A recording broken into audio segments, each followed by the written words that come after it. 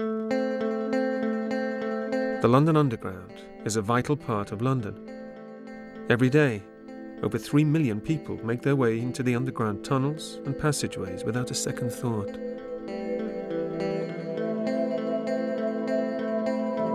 Most of them travel completely unaware of the history of their surroundings. From the early days of construction through to wartime, there have been thousands of accidental deaths and suicides. Add these to the graves, cemeteries, plague pits and church crypts that the tube's construction has disrupted over the years, and the number of potentially disturbed souls begins to add up to the thousands. This is a journey through the oldest underground network in the world. For the first time ever, men who actually work on the tube have shared their stories.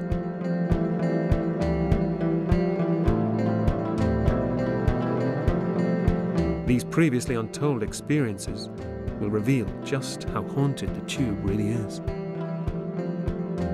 You could hear the doors 1, 2, 3, clunk, click. I know that I did see this image of a woman. And all I could do was just sit and look.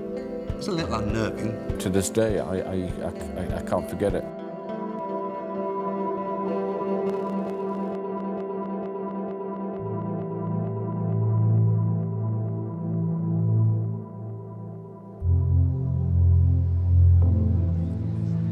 The rhythm of the tube's daily life rarely changes. Before the tube shuts for the night, commuters make their way home in various states, all desperately trying to make sure they catch the last train.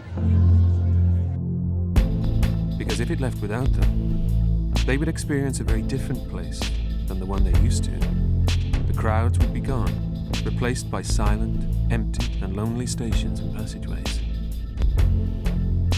24 hours a day, the CCTV from every station in London is monitored by a line controller based in a separate location. In the summer of 2000, the line controller noticed a man standing on a platform at Liverpool Street in central London. This was particularly unusual as it was 2 o'clock in the morning. The station was closed and there were no contractors scheduled to be there. On shift that night was Steve Coates, a station supervisor with 23 years of experience. The line controller rang Steve and asked him to investigate. I asked him if he'd like me to go and have a look. He said he would, as he'd seen somebody wearing white overalls standing in the entrance to the eastbound tunnel. I went down to the central line. I couldn't see anybody as I approached the eastbound tunnel. There was nobody there. I looked into the tunnel, I looked all around. There was nobody present. I walked through to the bottom of the escalators and used the telephone to call the line controller, and I explained to him that I'd carried out an investigation. I'd looked through into the tunnel. I couldn't see anybody there. He said, "But this guy was next to you. How could you not see him?" So I said, "Okay, I'll go back and have another look." So I walked through, I looked all around there. Again, I saw nobody. I came back to the telephone, called the line controller and said, "There honestly is nobody here. I've looked around." And he said, "But I'm telling you, I can see you on my CCTV. You were standing right next to him." I said, "Are you sure it's not just a blip on your CCTV?" And he said, "No, the guy was right next to you." And I said, "I can promise you there was nobody there." So he said, "Okay, all right, fine, thanks very much." As I turned and walked back onto the eastbound platform, to my left there was a bench, and on that bench was a white pair of paper overalls. At the time, it made a chill go down my spine. Had anybody walked out of the tunnel while I was on the telephone, I would have seen them. They would have passed the area that I was in. And I certainly did not see anybody wearing white overalls or see anybody placing any overalls on that bench.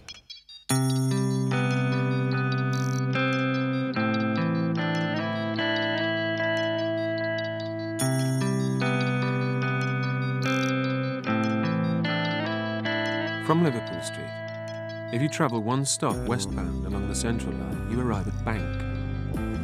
It's one of the oldest stations on the network and is situated in the heart of London's financial district. Andy Harkness worked for London Underground for 35 years. In 1982, he was working the night shift at Bank. The last train had left, and he'd just begun locking up the station. I then went down the other lifts, 4, 3, 2, 1. I had a look in number 1, although we hadn't even used the lift. And bearing in mind, these are the old lifts with the old wooden heavy doors. So I looked in the lift, nobody in there, it was clean, shut it down. As I walk across, about 6 foot away from the number 1 lift, there was a knock, knock, knock, knock on the door. And I thought, nah, that's not true, because I've just looked in there, there's nobody there, there's nobody else in there with me, there was no wind, you know, occasionally you could hear these doors rattle, but it wasn't, it was a definite knock, knock, knock. So I thought, nah, this is not happening, so I carried on, ignore it, you know, go away, I'm saying to myself. I walk across then to where the switch room is, I open the switch room, and I wedge open the door and switch the lights off to the old just left on the emergency lights, and I've started to walk across the ticket hall. As I walk across, all of a sudden that door slams, wham, like that. And I wouldn't even look back. There was no wind, no nothing, and it scared the life out of me. And I said, no, that's not happening, like, and I nearly made a mess in my trousers, and off I went, you know. And that was the last time I was working on that side of the station, and I was glad I never went back.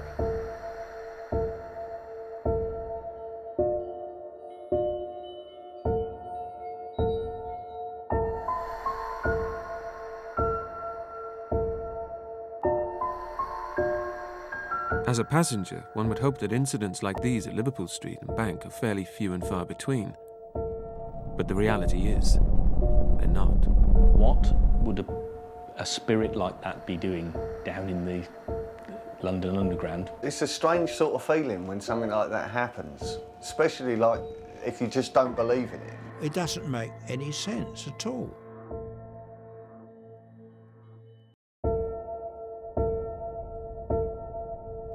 Although 1 billion passengers pass through the 253 stations of the London Underground each year, there are still places where passengers never go. One such place is Kennington Loop, a section of track near Kennington Station in South London, where there have been more reported unexplainable incidents than anywhere else on the network. The loop is there to enable trains to turn around and head back north again. At Kennington, the carriages are cleared of any passengers, and the empty trains are sent into the loop, where they will often have to wait for up to 20 minutes in the 150-year-old tunnels. And while they're waiting, there is absolutely no way anybody could get on or off the train.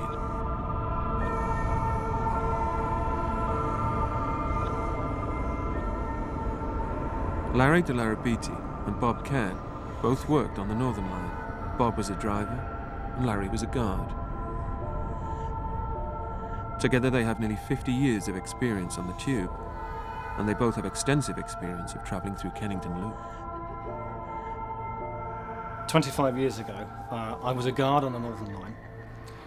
One day, we were contacted by the line controller, and he asked us, because of an incident further up the line, to divert to Kennington Loop. We detrain passengers at Kennington on the southbound, and then we move off and wait in the loop for the signal to come northbound, which normally, that particular night, it was sort of 10 minutes. We were there for quite a while, about 5 minutes or so, which seems quite a long time when you're held there with nothing moving, when I heard the interconnecting car doors going. Now this is a unique, distinctive sound. Like the clunk click of the doors is unlike any other on the Underground. I heard the slamming of our communicating doors, which are the doors in the middle of the train. You could hear the doors 1, 2, 3, clunk click, again car 5, 6, 7. It got closer and closer, and I thought, well, this is strange. And so I stood up to look into the next car to expect to see my driver there, but nobody was there. And we actually searched the train through all the communicating doors. Half the doors were open, but nobody there. You just think, how strange. It happened a few times, apparently. The story goes that some passenger was killed in the loop. A man was killed at Kennington trying to board the train in between the cars, and as a result was apparently dragged into the sidings and was killed.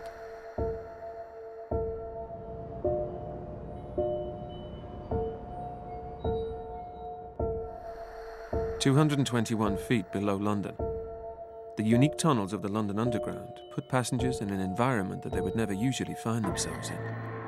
Could this have anything to do with the high number of strange experiences reported? Vic Tandy is a senior lecturer at Coventry University. He's been exploring the reasons and explanations behind paranormal experiences for over 20 years. He believes he has a simple explanation as to why there are so many unexplainable experiences on the Underground. Most humans can hear between 20 hertz, that's 20 cycles per second, up to about 20,000. Infrasound then starts at 20 hertz and goes down. The effects of infrasound are that they can activate the fight or flight mechanism, which makes you feel cold, it makes the hairs stand up on the back of your neck, and so the whole system gets worse and worse, and if you do nothing about it, that in itself will cause visual disturbances, and you may see grey objects in your peripheral vision. To prove his theory, Vic would first need to find significant levels of infrasound in the parts of the tube where strange experiences had taken place. The microphone just works in the same way as a standard microphone. The only difference is that this one is very sensitive to low frequencies. The first place he went to make some recordings was on the Northern Line at Kennington Loop. This is Kennington Loop, and so this is where the trains actually come in and then they turn around and go back out again. And so one of the stories involves people having strange feelings in here, and so we're measuring the level of infrasound actually in the tunnel as we go round the loop.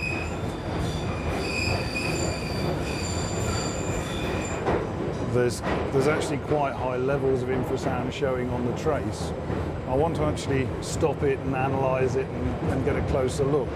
But certainly, again, I think there's quite remarkable levels apparently. So it'd be interesting to spend a few minutes looking at it more closely. Certainly at the point at which the train was stationary, for some reason, the level of infrasound became quite high. So we were talking about 90 decibels. In fact, at one point I've measured 95 decibels. Now, if that was audible sound, that would be a disco which would be just about as loud as you could possibly stand it. You would come away from that with your ears ringing.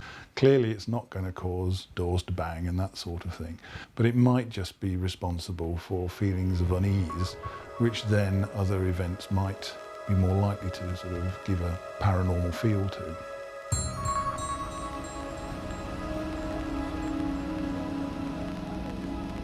Much of the noise generated on the Underground is made by the machines and motors that run constantly during the passenger hours, providing services that have become second nature to commuters, such as the 408 escalators and lifts in operation at any one time all over the network.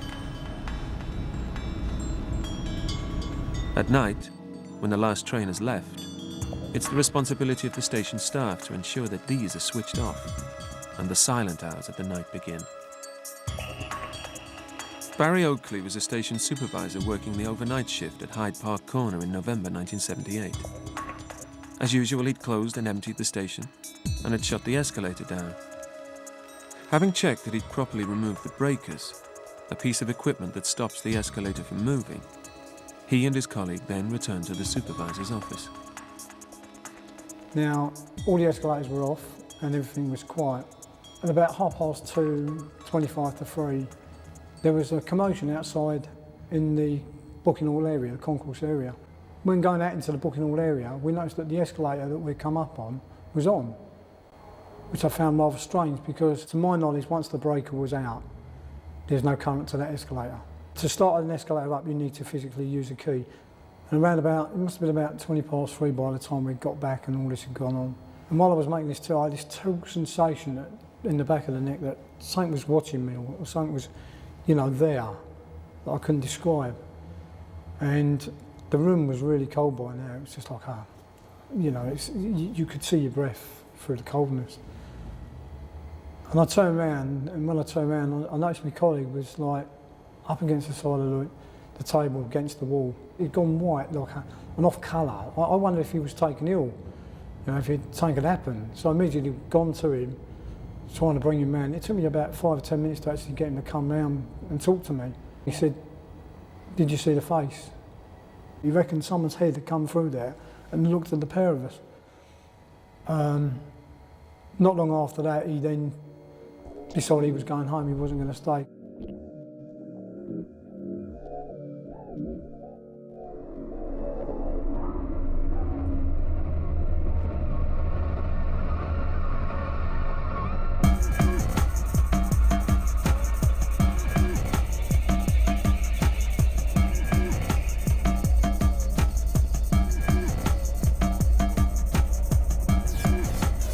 Tariq Rana was a station supervisor working at Beacontree Station, a quiet commuter overground station on the District Line in East London. He was working a late shift one evening in the summer of 1992. He was about to go home and was finishing off some paperwork. In the office at Beacontree Station, we had a door that led onto the National Railways platform. While I was doing my work, I heard that door rattle. I thought nothing of it at the time because the trains normally pass on that side. After a couple of minutes, I heard the door rattle again.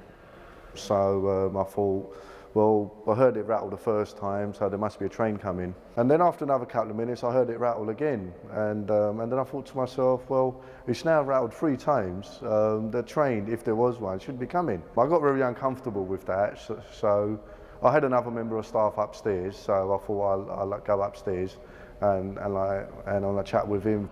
I walked on the platform, got to the staircase, but I just had this strong feeling that there was somebody walking behind me. And then basically at that point I turned round and I saw an image of a woman. She had long blonde hair, probably about halfway down to her back. And she had no face. It was just like a blank where the features would be. And the funny thing is, every time I tell this story, I always get goose pimples, and I've really got them now as well because I know that I did see this image of a woman. Anyway, by that time, I've approached my member of staff, and I remember his exact words. He said to me, "You look as if you've seen a ghost," and I said to him, I think I have." And then he says to me, "Oh, is it a woman in a white dress?" I said, "Yeah, how do you know?" And he goes, "Oh, I've seen her as well."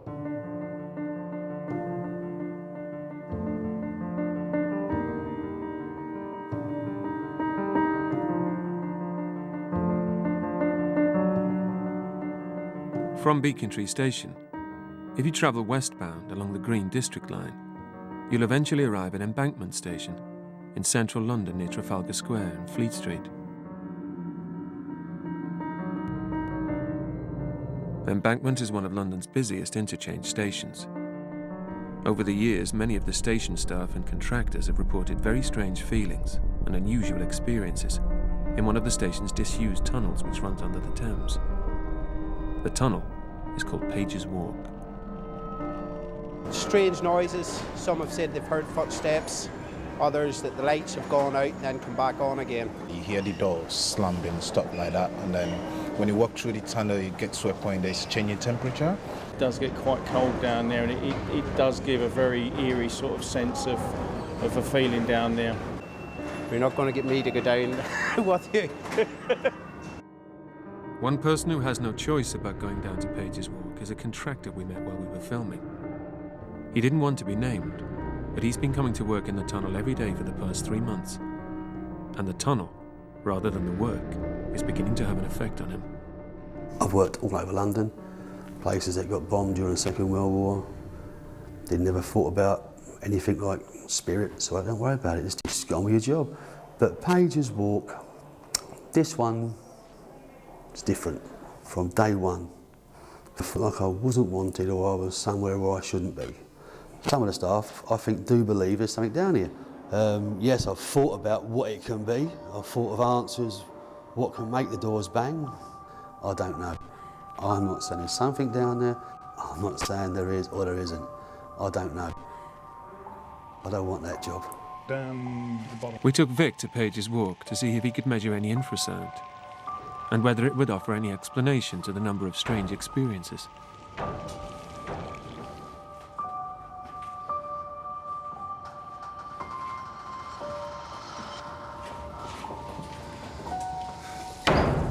Well, the whole atmosphere of this place is incredible. There's a huge gale blowing through. The door's just closed in front of me. So, you know, the whole place has an absolutely incredible atmosphere. You get these cold blasts of air. I don't know whether that's the trains moving through the tunnel, but yeah, the temperature changes. You can actually feel, you know, the clothes moving, and I love the noise that the door makes. It's going to bang again. Well, we're about halfway into the tunnel, and the spectrum analyzer is reading quite a lot of low-frequency sound. You can see that the marks down this end are quite high. It's feeling a lot colder. The whole atmosphere now is chilled. I mean, I'm not suggesting that that's abnormal. It's just changed. The start, right down in the next to the station, the temperature was about 24, so we're a good 10 degrees lower up here than we were down there. I mean, that's pretty weird because you would expect it to get warmer. But nonetheless, I think the draft is actually blowing the air up here. The piece of tape is starting to move up the tunnel, and there's quite a draft. You can actually feel the draft moving, and that coincides with the door actually being in the closed position. So the draft's now dropped, and my guess is that in a minute, when a train going in the other direction comes, it will suck the air back out again. There we go. So that's now sucking the air in the other direction, which could move the door the other way. I think this is actually a classic example of the kinds of effects that infrasound can have. You kind of feel this weird sort of presence almost.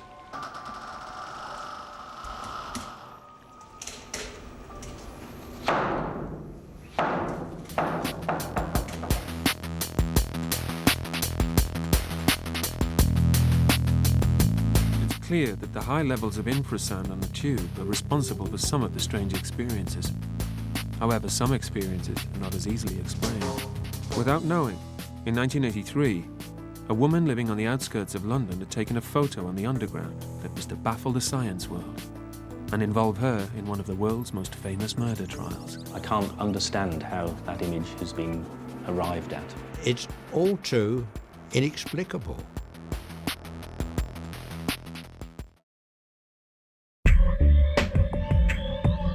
The tunnels, stations and trains of the London Underground are home to unexplainable experiences each year, usually reported by the staff who work in shifts to man every station 24 hours a day, 7 days a week. However, sometimes it's members of the public who find themselves witnesses to unexplainable events. Millions of photos are taken of the Underground each year, most standing up in a holiday album somewhere, but the occasional photo ends up in the hands of someone altogether more unusual. One such photo, taken on the Bakerloo line in 1983, was sent to Maurice Gross from the Society for Psychical Research. Over the years, Maurice has examined and unravelled hundreds of unexplainable photos. When I first saw the photograph, I was astonished. There's no other word for it. I just couldn't make it out. The photo that Maurice had examined was a picture taken in a carriage on the Bakerloo line by Karen Collette, who was showing her family around London. My nephew wanted me to take a picture of the Underground, to have the brown framework, of the train. So I proceeded to take the picture and didn't think anything else of it till some months later when I had the pictures developed.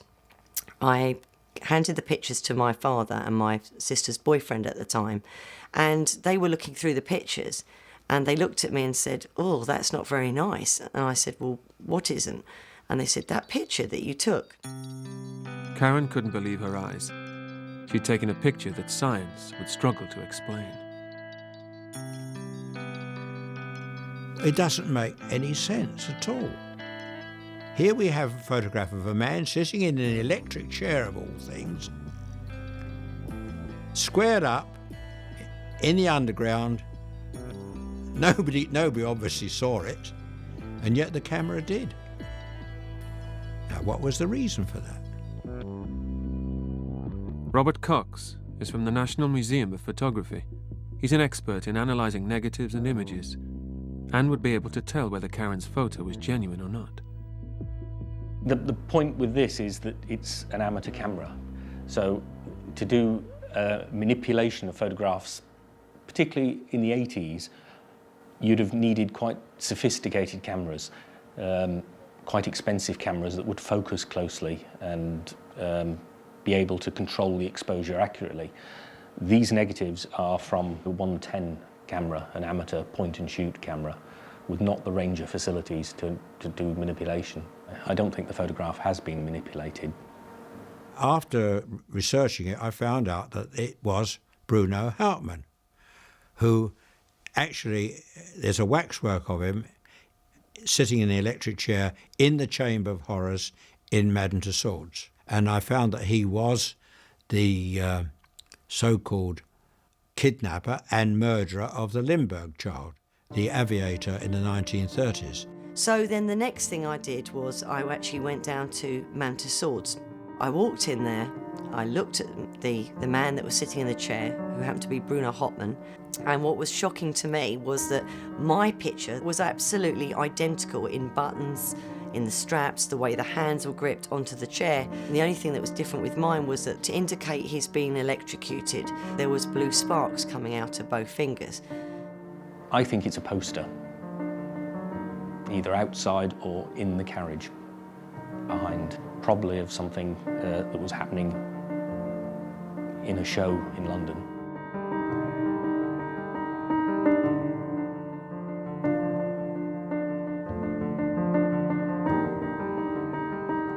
A friend of mine whose mum had passed away asked me to go along to see a medium, and I sat outside while she went in and spoke to the medium.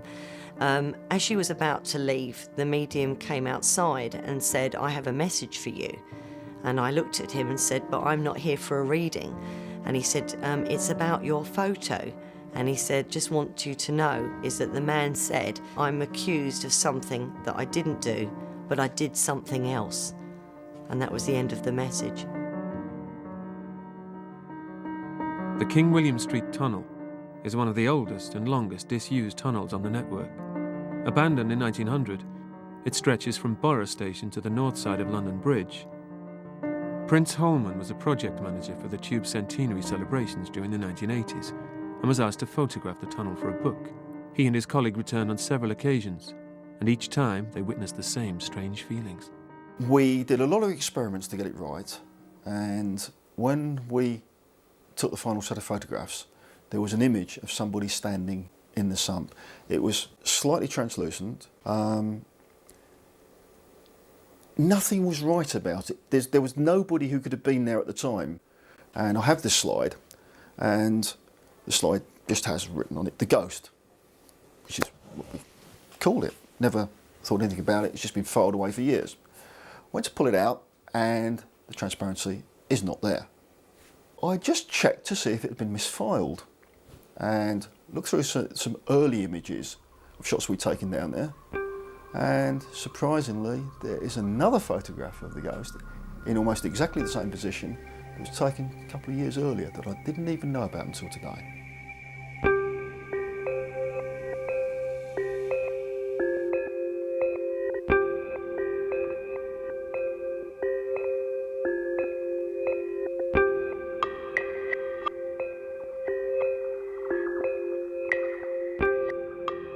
Bank Monument Station connects 6 different tube lines, making it the station with some of the longest tunnels and corridors. Cliff Archibald was checking the CCTV monitors in his office after he'd emptied and closed the station. At 2 o'clock in the morning, he noticed something strange.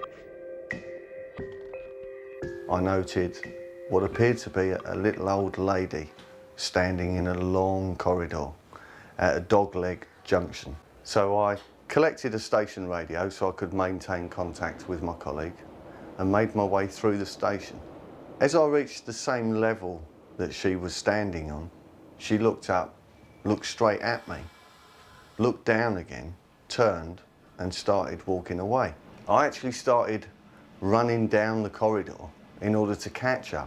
By the time I got to the dog leg, she'd disappeared, which I immediately thought strange, as I knew I'd covered that ground an awful lot quicker than she could have walked from the dog leg to the stairs. I went down to the spiral staircases. Both sets of gates were still closed and padlocked. She was nowhere to be seen. Now, I don't believe in ghosts or spirits or anything else like that, so I wasn't going to accept the fact that something pretty spooky was going on. So I called to my colleague in the operations room to check the CCTV cameras to find out where she could have disappeared to. He checked over 100 cameras and there was no one to be seen.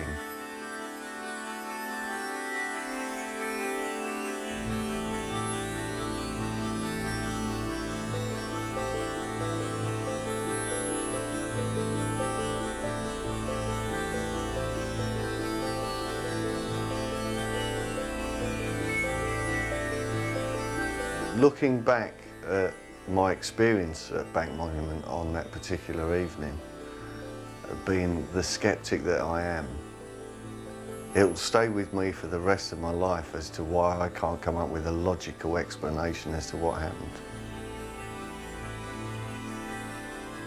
There are thousands of staff who work behind the scenes of the underground, keeping the network moving, clean and maintained.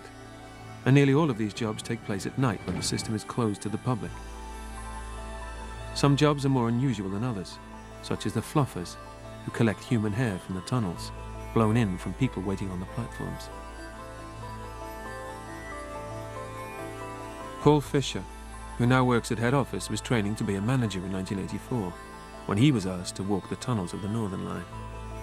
Part of his training was to understand the procedures for all of the different tasks at first hand.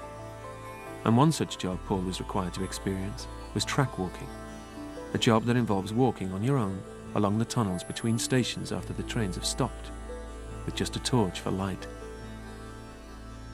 During the walk, I think I was between Oval and Stockwell stations, I came across this clearing, bigger piece of tunnel, and there was a guy working there, and what struck me was that he had one of these old oil-type, gassy tilly lamps, he used to call them.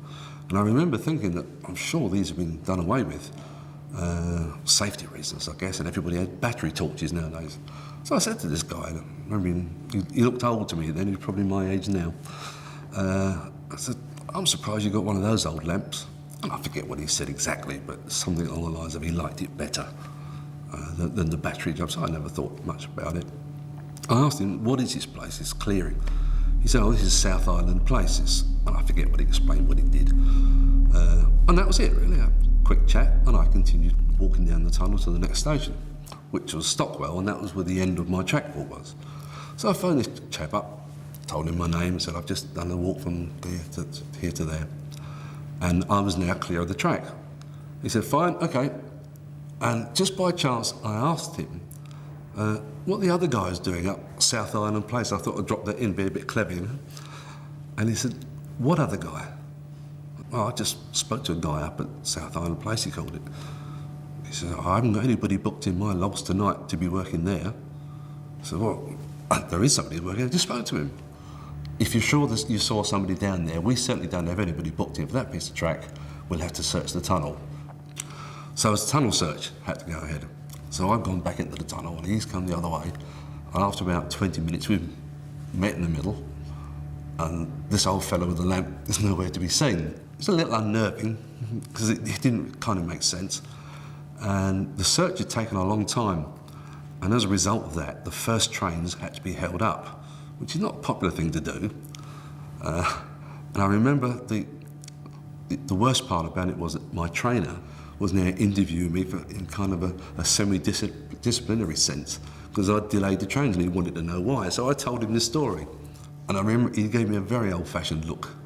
He said, you know about South Island Place and the ghost stories, do you? So I said, no, and I'm sure he didn't believe me. And this was getting worse by the minute. And he said that there was a myth about some old guy had been hit by a train and killed. donkeys years ago, I've no idea when. And there was supposed to be a ghost down there. So he gave me a very sideways look, and I'm sure he thought I was winding him up. So I kept stum ever since.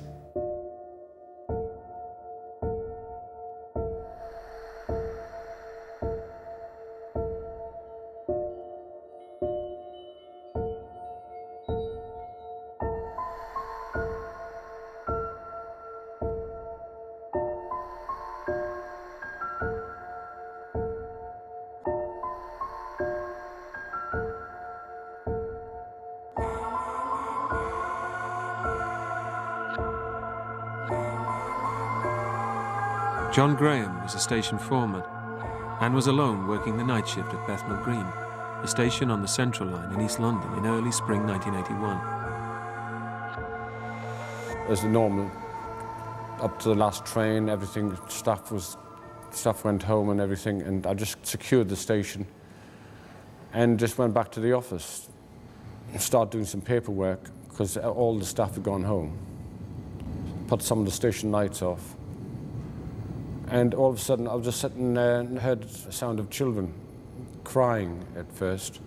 And I dismissed it as nothing, really. And then all of a sudden, it seemed to get sort of loud. And then all of a sudden, there was voices of women and people screaming and loud noises, a combination of everything. It built up to quite a frightening situation, really. It seemed to go on for about 10 or 15 minutes. And it was just like if people were panicking, to the point I left the office and I went up to the top of the booking hall and remained, majority of the time I was frightened to go back to the office because of the noise down there. It was quite frightening, actually. Well, I even when I go through Bethnal Green to this day, I can't forget it, you know. It's frightening, really, actually.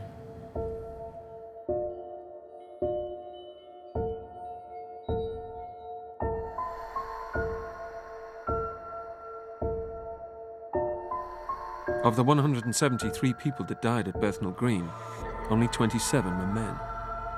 The remaining 146 were women and children. Although infrasound alone could never offer an explanation as to why John heard the women and children's voices, it could explain any strange feelings. We took Vic Tandy to the station to see if he could put his audio expertise into practice and find a possible explanation for the strange noises. This is the station office at Bethnal Green where the person was reporting feeling strange feelings that then led on to him hearing screams. So I thought it'd be legitimate to measure infrasound in here, see if there is any infrasound which might have been implicated in that. And then we'll go out and do some experiments outside. I'm getting breathless.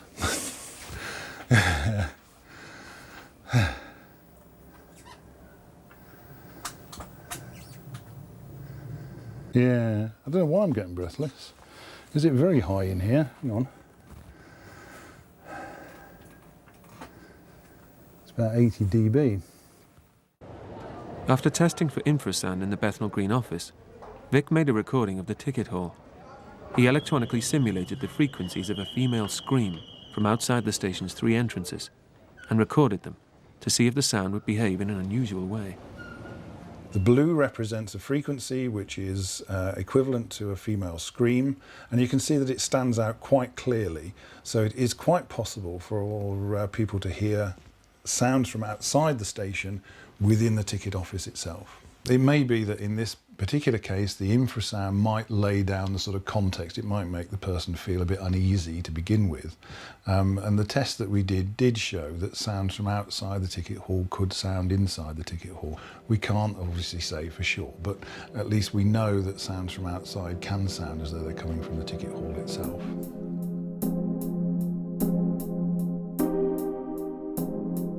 The idea of ghosts keeping station staff company and travelling with everyday commuters is not a new one. In fact, there are dozens of stories that circulate around the network and staff. Rumours such as the Bakerloo Line passenger. When sitting on the Bakerloo Line, travelling northbound, apparently you can sometimes see the reflection of someone sitting in the seat next to you, even though the seat is actually empty. The dead body train is widely reported to have run in earlier parts of the last century. The tunnel, which is now bricked up, is believed to have run from London Hospital to Whitechapel. The train carried nothing but dead passengers to the station. Anne Naylor was murdered in the 18th century. Her screams are reported to be heard on the platforms of Farringdon Station. People have nicknamed her the Screaming Spectre.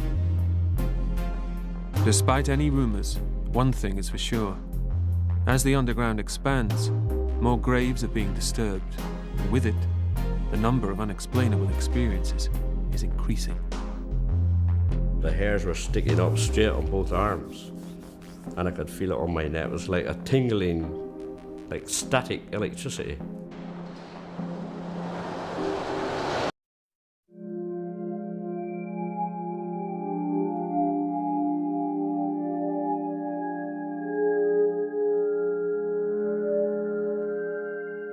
The Jubilee line is London Underground's newest line. However, the extension, from Westminster near the Houses of Parliament to Stratford in East London, dug its way through the grounds of several monasteries, forcing the relocation of 683 exhumed graves. It's reported that sightings of monks have increased in this part of the network ever since. Just like every other line, the entire 45 miles of the Jubilee line is checked each night on foot by track-walking patrolmen, walking the lengths of the tunnels on their own.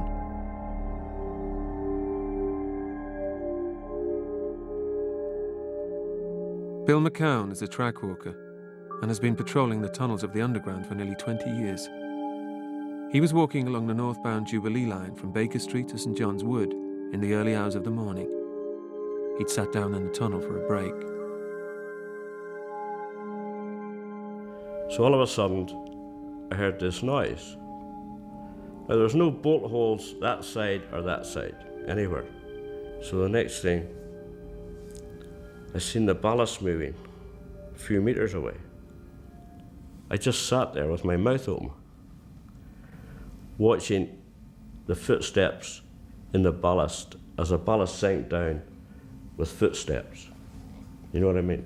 As I was sitting there, the hairs were sticking up straight on both arms, and I could feel it on my neck. It was like a tingling, like static electricity. And it just went on past. And after that, when it got about 10 meters away, it just stopped. But the main thing that worried me was I still had to walk in the same direction as whatever this was went, which was a little bit iffy. But obviously I had to do it because I was patrolling.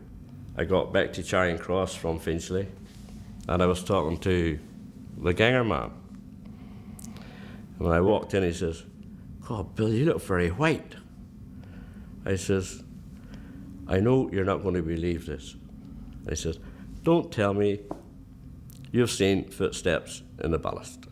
I said, "How did you know?" He says, "You're not the first person that has seen it." I said, "Well, what has happened? What do you think it is?" He says, "Well, from what I hear, there's been a patrolman who used to walk that part of the tunnel, but he died. And he is actually still walking the tunnel as a ghost, patrolling, because he still doesn't realize he's dead."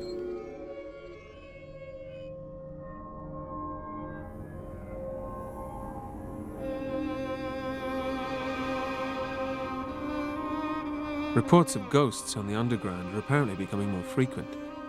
However, some stories still remain more famous than others. The Covent Garden ghost is probably the most famous of all. But as the station gets busier and busier, he gets seen less and less. It seems that he has the same reaction to crowds as the rest of us. The last reported sighting of the ghost was in 1972. Christopher Joseph Clifford was a young lift operator at the station, which at the time was used mainly by nearby market traders. Christopher had emptied the lift after the last train and had been closing up the station for the night. Then I went down and I put my TV on. Not my TV, my radio, you know, the portable radio. And then, and then I don't know how long it was, could be 5 minutes or something, and something made me turn around. And there's this tall geezer was standing there. 6'4", 6'3". He's always taller than me, put it that way. And he was dressed in old-fashioned clothes. He must have what you call type of a waistcoat, you know what I mean? Because his coat was up like that, see?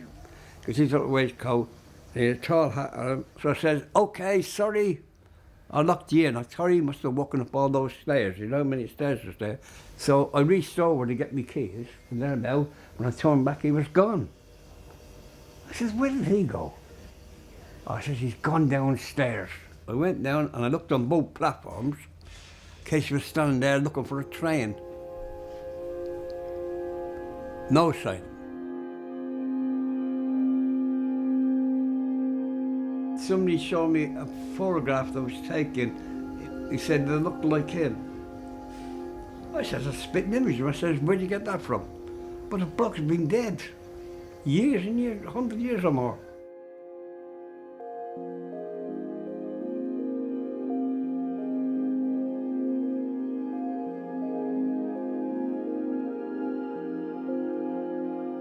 It never crosses most people's minds to descend 150 feet underneath London to the tunnels, corridors and stations of the London Underground.